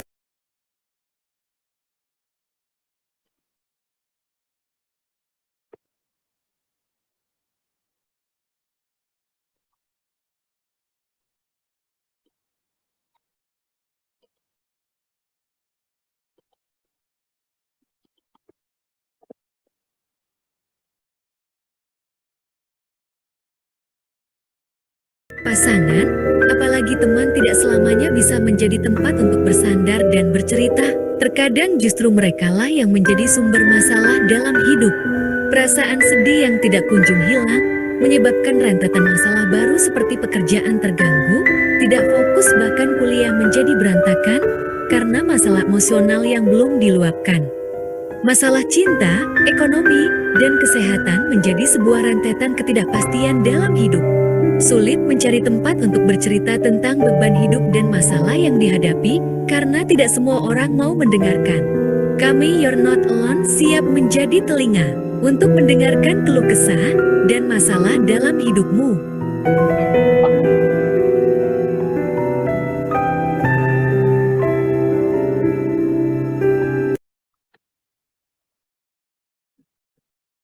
Oke, saya teruskan dulu ke kelompok yang terakhir. Ya, terakhir ini kelihatannya. Benar, Facebook. Kita lihat.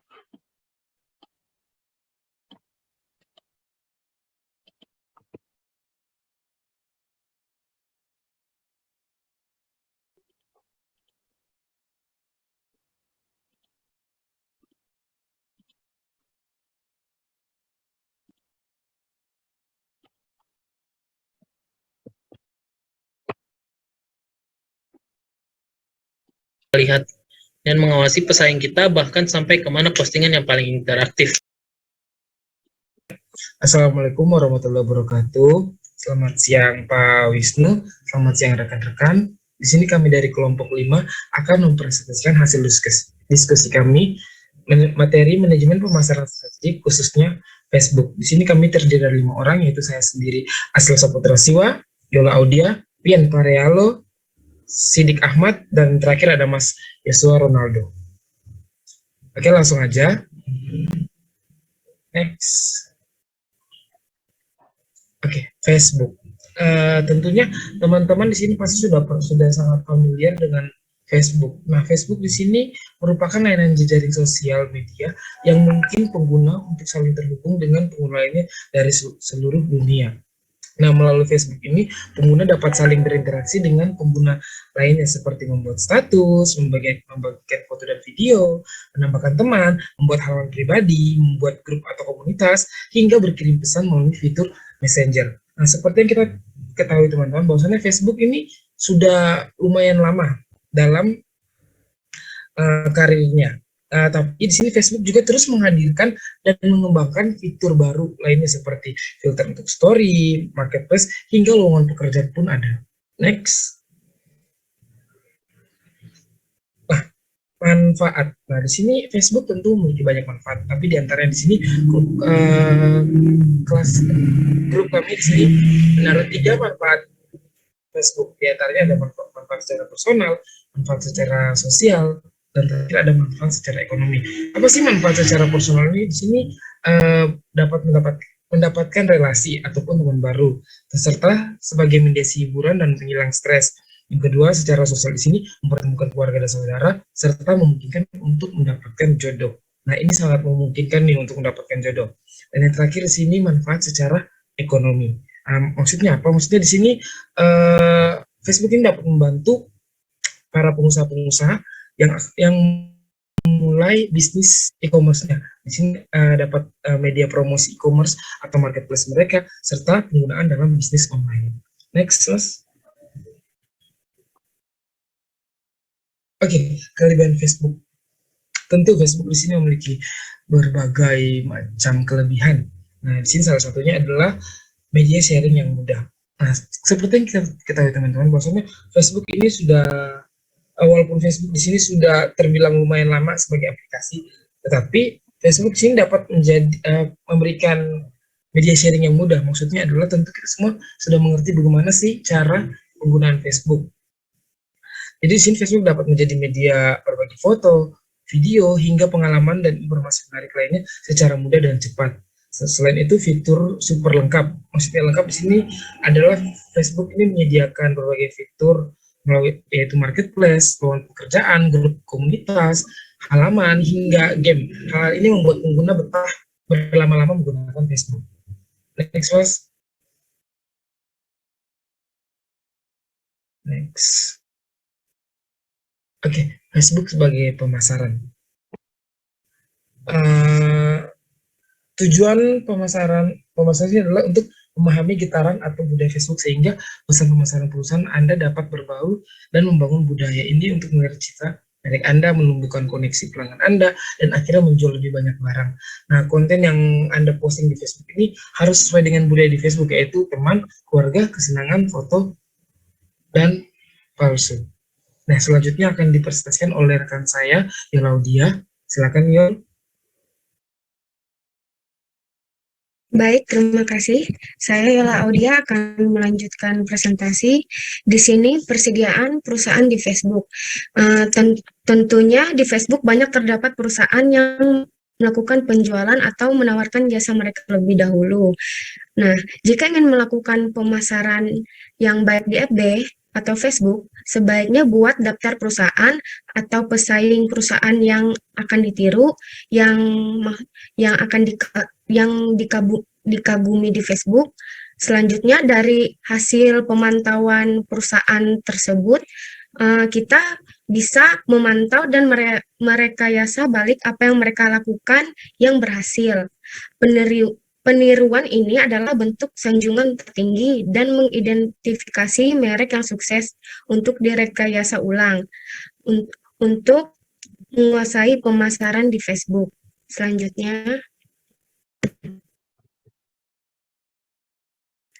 pahami algoritma Facebook. Nah, di sini untuk memasarkan dengan sukses di Facebook memerlukan pemahaman terperinci tentang strukturnya dan cara kerjanya.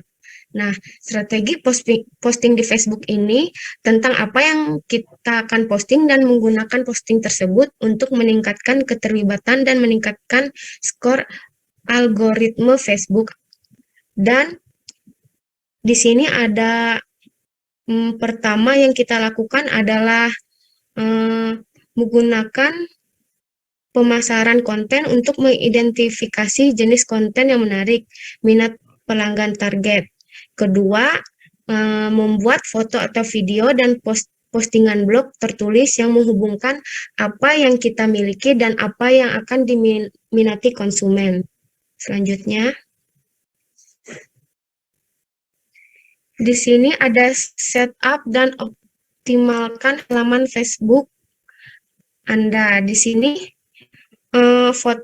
foto sampul adalah foto horizontal panjang, ada seperti di contoh ini ya teman, dan juga gambar profil adalah kontak persegi yang mengidentifikasi halaman, baik saat mereka mengunjungi halaman kita maupun sebagai ikon kecil saat memposting sesuatu yang ditampilkan di umpan berita mereka. Contohnya ada di samping. Next. Oke, presentasi selanjutnya akan dijelaskan teman saya. Terima kasih. Baiklah, presentasi selanjutnya akan saya lanjutkan, yaitu beriklan di Facebook, dasar-dasar beriklan di Facebook. Ya, nah yang pertama yaitu mempromosikan postingan atau halaman Facebook kita. Untuk membuat postingan, kita harus memiliki judul yang singkat dan menarik. dan juga memiliki gambar yang menarik juga.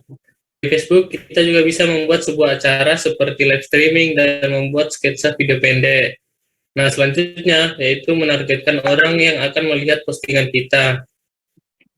Nah, yang pertama cara penargetannya yaitu orang yang menyukai laman Facebook kita. Yang kedua, orang yang kita pilih melalui penargetan yang bisa dilakukan melalui fitur di Facebook. Next slide, Mas. Nah, fiturnya itu seperti ini, edit audience. Kita bisa memilih jenis kelamin, umur, tempat tinggal, dan lain sebagainya. Lanjut, Mas. Boost Post. Boost Post ini adalah fitur yang dapat meningkatkan postingan kita dan merupakan fitur yang berbayar dan harganya disesuaikan dengan durasi waktunya. Nah, Boost Post ini biasa tersedia di marketplace atau di postingan kita, akan muncul secara otomatis yang direkomendasikan oleh Facebook. Nah, selanjutnya akan dilanjutkan oleh teman saya, Mas Joshua. Sekian dari saya, terima kasih.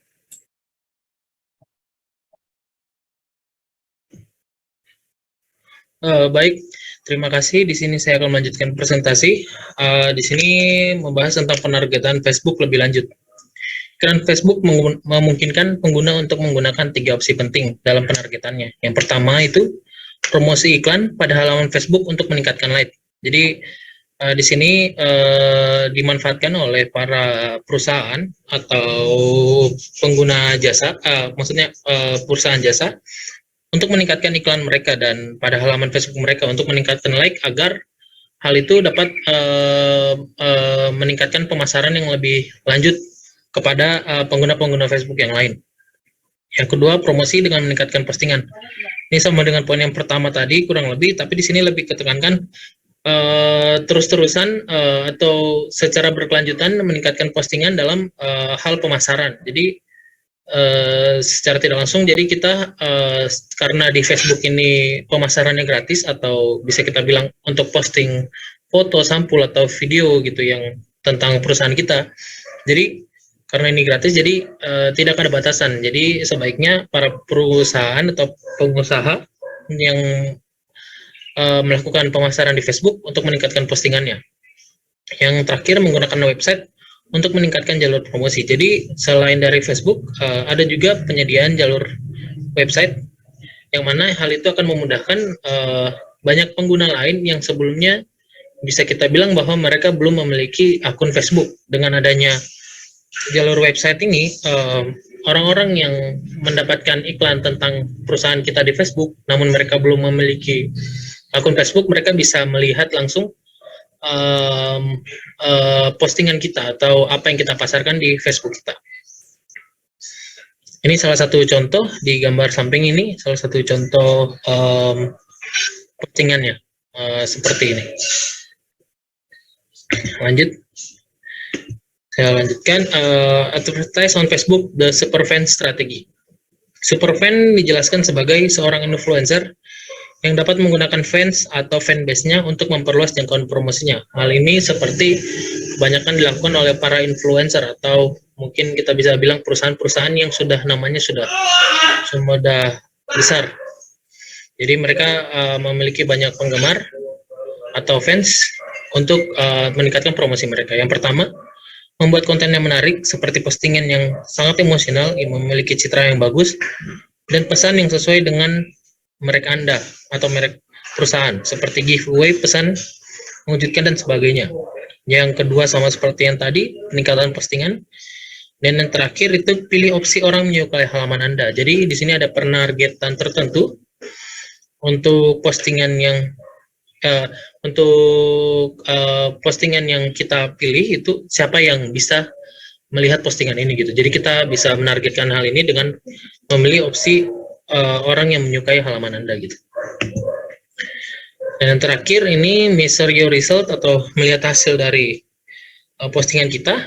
Ya, di sini kita dapat memilih halaman untuk ditonton atau kita lihat dan mengawasi pesaing kita bahkan sampai kemana postingan yang paling interaktif. Untuk salah satu postingannya, klik pada posting dan jendela pop-up dan akan memberikan kita penelusuran tentang informasi. Di sini, di samping, ini data menunjukkan berapa banyak orang yang terlibat dengan postingan dan bagaimana mereka suka, komentar, dan men-share tentang postingan kita. Di sini dari contoh di gambar samping ini, dengan postingan Best Thanksgiving Side Dish Ready Go itu mendapat 1 like, 2 komen, dan 98 people Richard ini maksudnya 98 penargetan kita gitu. Jadi di sini merupakan hasil atau bisa kita bilang sebagai cara kita melihat bagaimana postingan kita, apakah berhasil, apakah mendapat like yang banyak atau mendapatkan komentar yang banyak. Di situ kita bisa lihat dengan fitur yang ini. Oke, sebelumnya sekian dari presentasi dari kelompok kami, kelompok 5 tentang Facebook. Lebih dan kurangnya mohon maaf. Selamat sore, terima kasih.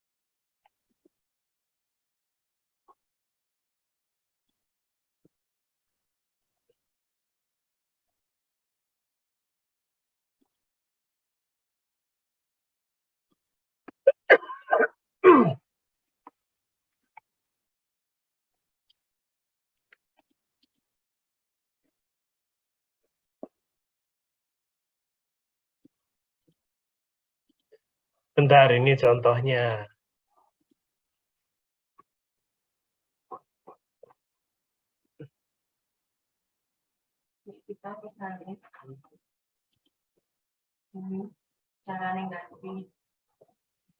Ya, itu ya contohnya.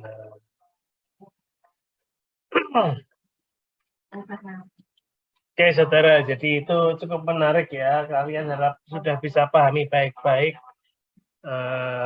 bahwa semua cara medsos itu punya keunikannya masing-masing.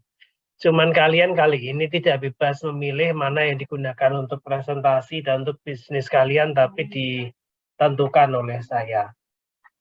Oke, kita ketemu lagi besok hari Rabu. Ya, besok hari Rabu kita ketemu untuk terakhir kalinya. Kita usahakan artikel bisa selesai di hari Rabu.